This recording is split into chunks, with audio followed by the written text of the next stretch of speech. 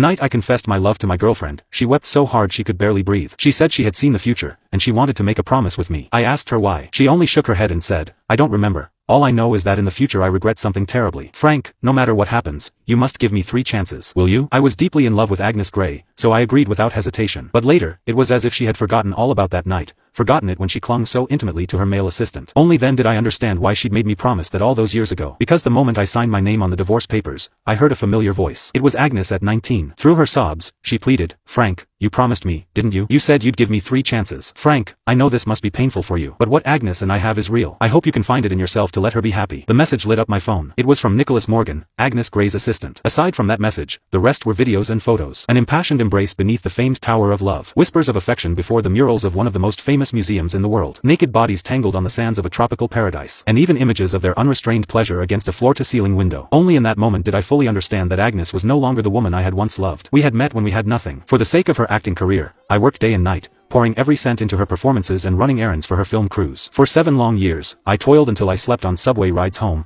drank so hard at business parties that my stomach bled. Piece by piece, I built a company from nothing. And in those same years, Agnes rose to fame, her name celebrated across the nation. Everything we once dreamed of achieving together, she chose, in the end, to share with her assistant. I didn't hesitate. I drafted the divorce papers. Just as I was about to sign my name, a sudden voice echoed at my ear. "Frank, don't. You promised me, remember? You said you'd give me 3 chances." The familiar voice struck me like lightning. My body trembled. I turned, and there stood Agnes at 19, delicate and ethereal, wearing the $30 dress I once bought her with money from a part-time job. In that dress, she had always been the most beautiful in my memory. I stared blankly at her apparition, then unexpectedly, I laughed. "All right, 3 chances it is." At that very moment, my phone rang again. "Frank, how many times have I told you? Stop picking on Nicholas. He's only my assistant. He's exhausted every day, running around with me from place to place. If you keep this up, forget about that seaside trip I promised you." I put the call on speaker. Her furious voice filled the room. I glanced at the 19-year-old Agnes, offering her a gentle smile. Anger flared on her youthful face. How can she talk to you like that? How dare she speak to you this way? 19-year-old Agnes trembled with fury, but the 27-year-old version of her was cold as ice. "Frank, looks like you've grown bold, keeping another woman at your side now. I'll give you half an hour to get to Marlin Tower. If you're not here by then." She hung up without finishing. I muttered, "That's the first chance, Agnes." Even I wasn't sure if I was speaking to the 19-year-old before me, or to myself. By the time I drove to Marlin Tower, 40 minutes had already passed. The area around Marlin Tower was swarming with people, traffic clogged in every direction. By the time I reached the top-floor office that belonged to Agnes, I had barely pushed the door open when her voice rang out, "Frank, I warned you. You had 30 minutes to show up in front of me, and now."